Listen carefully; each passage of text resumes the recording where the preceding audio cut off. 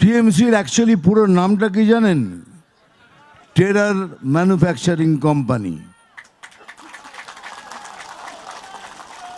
এরা টেরার তৈরি করা ছাড়া কিচ্ছু জানে না।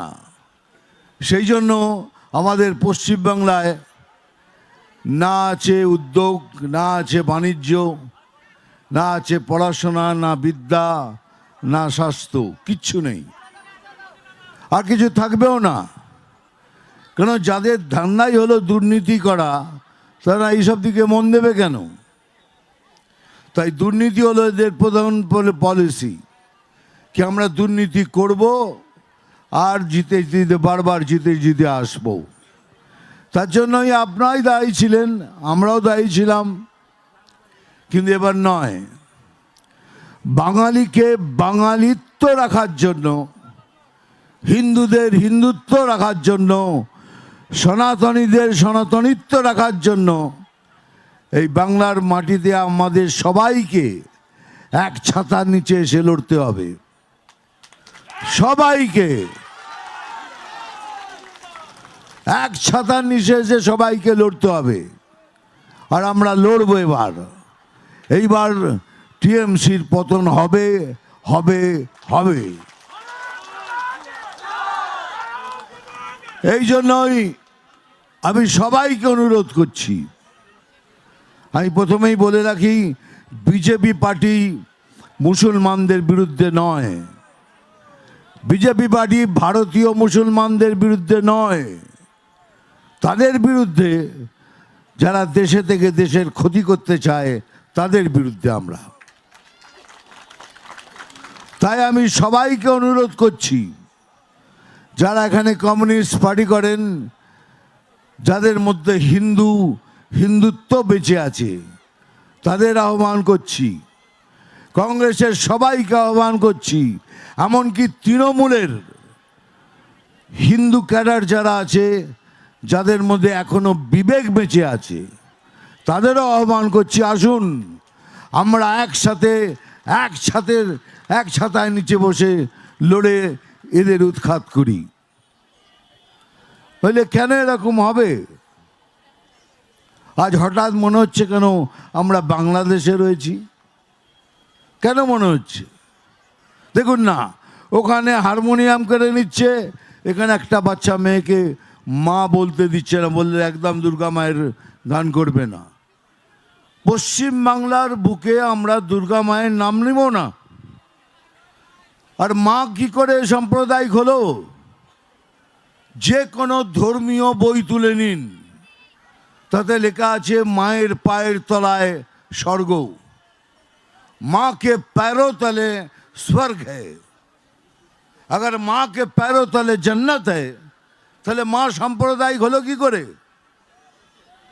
তারপরে কিছুদিন আগে মধুবন্তী বলে একটি মেয়েকে সেম থ্রেট করা হলো, এখানে গান গাইবে না, লালন ফকিরের প্রোগ্রামে গান গাইতে গেছিল, তাকে বলে এখানে মায়ের গান চলবে না। তাহলে কি চলবে এখানে?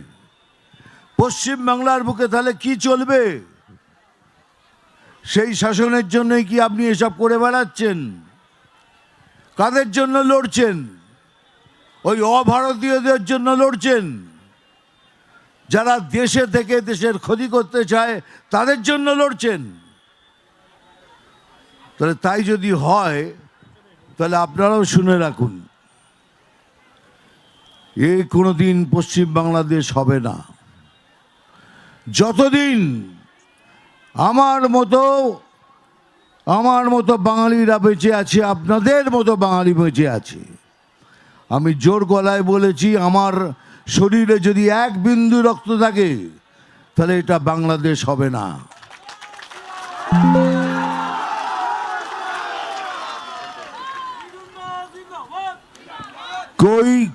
कोई माई के लाल में दम नहीं है, ये करके दिखा दे। कोई माई के लाल में दम नहीं होगा। আমরা যদি একসাথে হয়ে যাই, কার ক্ষমতা আছে? তাই এখন সময় এসছে, আমাদের বাঙালিত্ব রাখতে হবে, আমাদের হিন্দুত্ব বাঁচিয়ে রাখতে হবে। আমরা সনাতনী, বুক চাপড়ে বলুন আমরা সনাতনী। আমি যেমন বলি, হ্যাঁ मैं सनातनी हूँ। আপনাদেরও বলতে হবে, বুক চাপড়ে বলবেন, হ্যাঁ ফখর সে বলতা হুঁ कि मैं सनातनी हूँ। এটা কেন বলছি বারবার? এই জন্যই বলছি যে এখন সময় এসছে আমাদের সবাইকে একসাথে নিচে এসে লড়তে হবে। এই যে লক্ষ্মী ভাণ্ডার, আপনারা কাশ্মীর ফাইলস দেখেছেন? যদি দেখে থাকেন তাহলে দেখবেন সেখানে হিন্দু ব্রাহ্মণদের তাড়িয়ে দেওয়া হয়েছে। এখন অবশ্য কাশ্মীরের অবস্থা অনেক ভালো হয়ে গেছে। সমস্ত ব্রাহ্মণ হিন্দুদের ওখান থেকে তাড়িয়ে দেওয়া হয়েছে। এখন বাংলায় সেই জিনিসটাই তৈরি করা হচ্ছে যে বাঙালিদের এখান থেকে উৎখাত করো, যারা হিন্দু তাদের এখান থেকে উৎখাত করো। এমনকি বেঙ্গল ফাইলস দেখাতে দিল না। যদি বেঙ্গল ফাইলস দেখতেন তাহলে বুঝতেন নোয়াখালীতে কি হয়েছিল। নোয়াখালীতে 40,000 হিন্দুকে হত্যা করা হয়েছিল, সেই জন্যই দেখতে দেওয়া হলো না। এখন ওটিটিতে চলছে, দেখবেন। গ্রেট ক্যালকাটা কিলিংটা কি? ওই একই জিনিস, হিন্দুদের মারো। কিন্তু তবু আমরা আমাদের হিন্দুত্বকে বাঁচিয়ে রেখেছি, পশ্চিমবাংলাকে বাঁচিয়ে রেখেছি।